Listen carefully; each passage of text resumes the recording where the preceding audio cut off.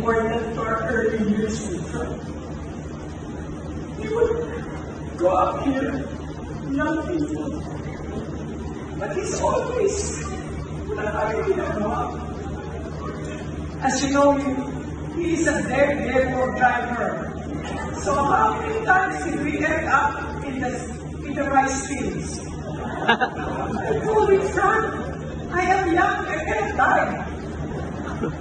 It's always like that. I said, why are you rushing?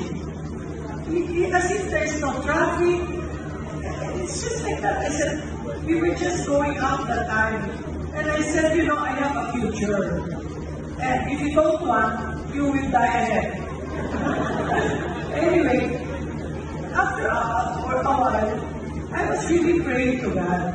I said, Lord, I want him to be evangelized, but only little.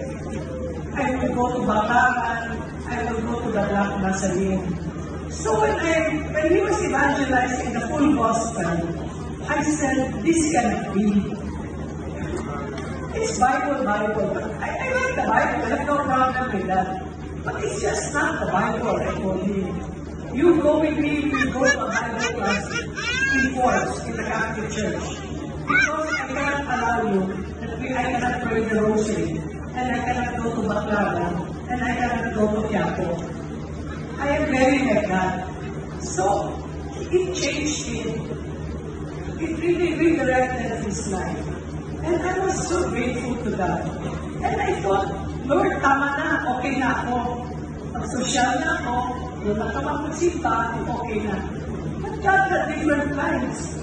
That focus for Christ. I said, ano ba ito? Another meeting, I told him. I don't want to go to a meeting, I told him. Yeah, but you have to go. Because I don't want. You know, I'm very hard-headed also. So anyway, I followed him, and that completely changed him. And then I was so grateful to God. And then I was very comfortable with Couples for Christ. What? We're going to change again? I said, we sleep at the same bed. Maybe we have different pillows. Because maybe God talked to your pillow and I know.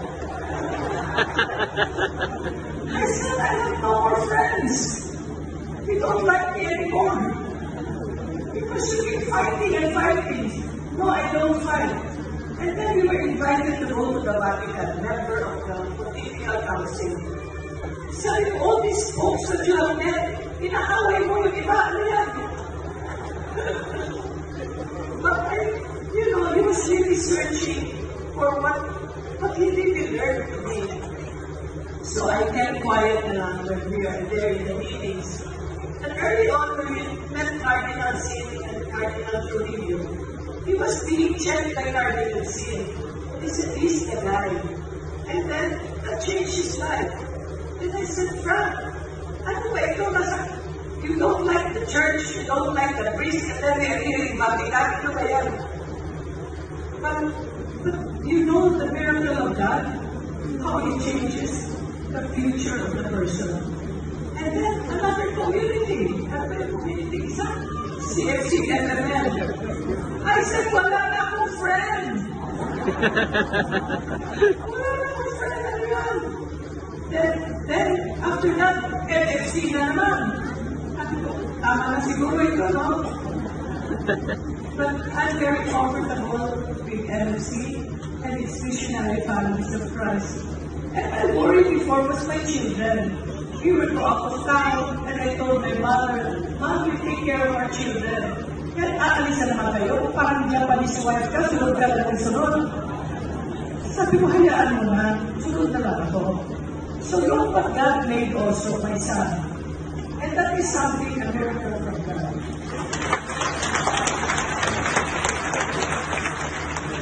When Frank was diagnosed with cancer, I said, he had many issues before he almost died. After India, and almost died in Vanuatu. And I was always around there. In Vanuatu, I was not there. But what saved him was the swimming trunks that I gave him. He did not want to bring it. I said, you bring it. And he put it in, I put it in his maleta. And that saved it because it had a hook on his pants. So I said, you know, Frank, you are being saved because of me. So, and then when he almost died in St. Luke's Hospital, I brought him, and he was really out of the world. And I stopped by a small hospital and get an oxygen. And they put my finger in his thumb so he doesn't bite his thumb. And then when we were in the hospital, his mother came. And his mother was so grateful that he was saved.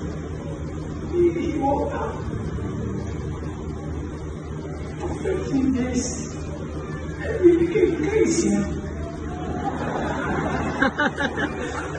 We became crazier for God. I told him, sabi ko, simple na lang sana ang buhay natin. We'll just go to church, gano'n lang, tapos mag-social ako. Okay na. But iba talaga. Okay naman, mukha na mag-social. Anyway, I just laugh about it. And when he was diagnosed with cancer, I knew it was time for him. He really wanted to live. He told my children, do not resuscitate me, because if it's your mother, he will put everything on my mouth to wake me up. But then, he was really ready. And I kept telling him, don't go, Dad. You know, I want to go to Jesus now. Sabi ko, you're not welcome. So, you know, and then he was sick we were in Fatima, I fell in Fatima, I told him, because you left me, I fell, it's your fault. I fell in the church. And then everything, tuloy-tuloy na ang sakit niya. And then on December, he was at home. And when he was restless, I would pray the rosary with him and put it on my YouTube, the Divine Mercy. And that would calm him. He was really ready.